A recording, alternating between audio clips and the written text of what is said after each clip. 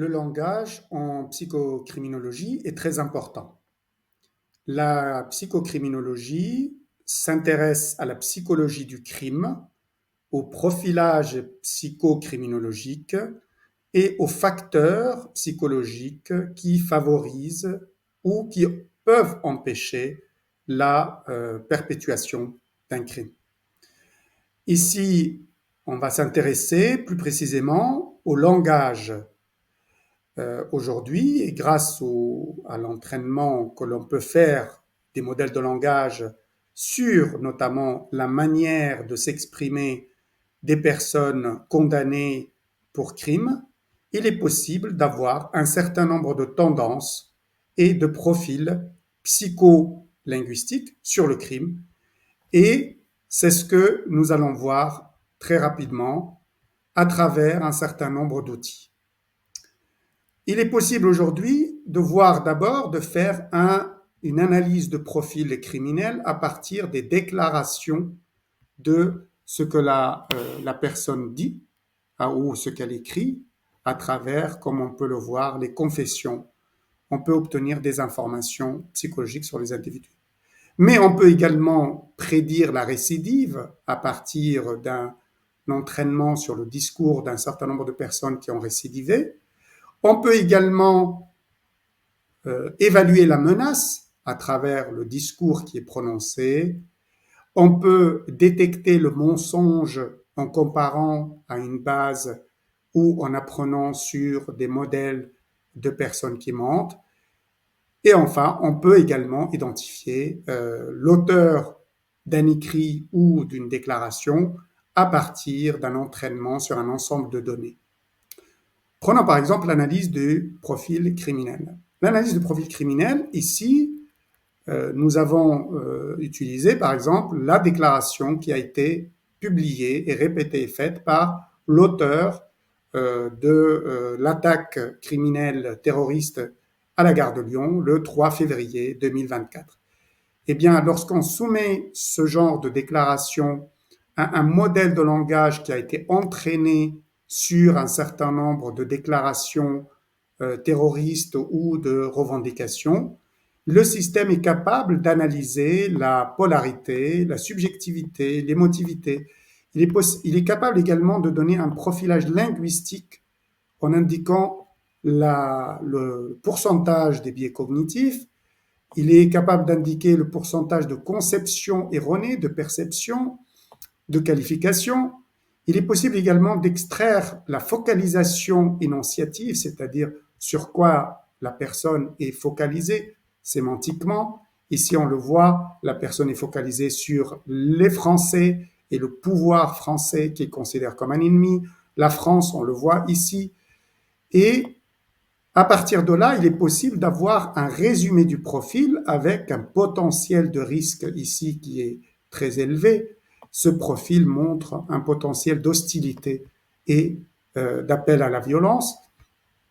On peut naturellement faire une analyse des motivations à partir de la déclaration ou de ce qui est publié.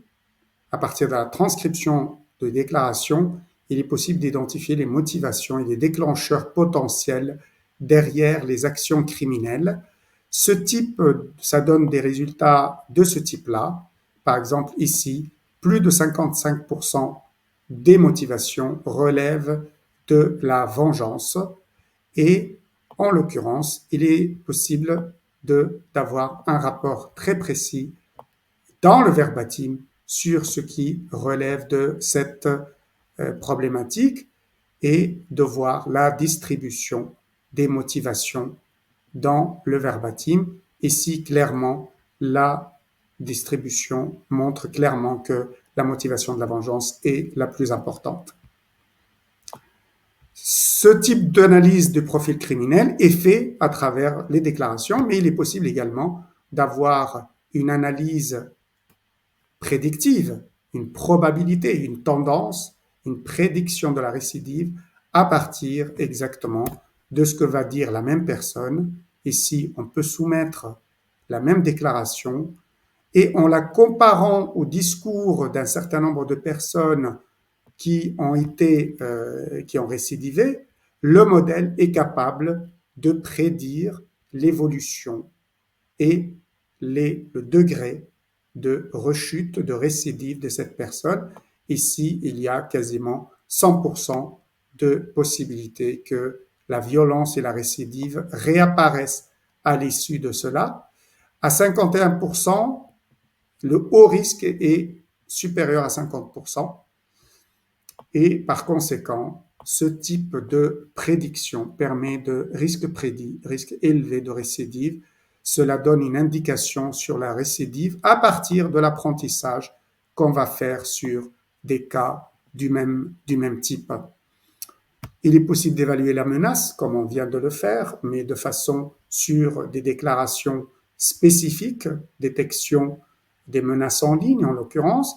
Il est également possible d'évaluer le mensonge, le degré de mensonge dans ce qui est dit, parce que le modèle a appris sur une quantité considérable de mensonges, il sait comment une personne qui ment s'exprime et par conséquent il est capable de la détecter. Enfin, il est possible d'identifier avec un haut degré de précision ou d'attribuer à un auteur un écrit ou une parole particulière.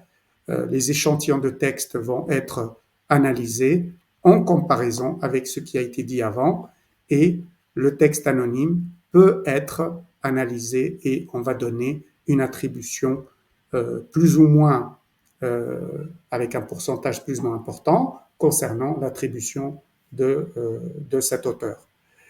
Tout cela pour dire qu'il existe aujourd'hui des perspectives considérables en psychocriminologie concernant l'analyse du langage criminel en général, grâce aux modèles de langage qui sont à la base de l'intelligence artificielle.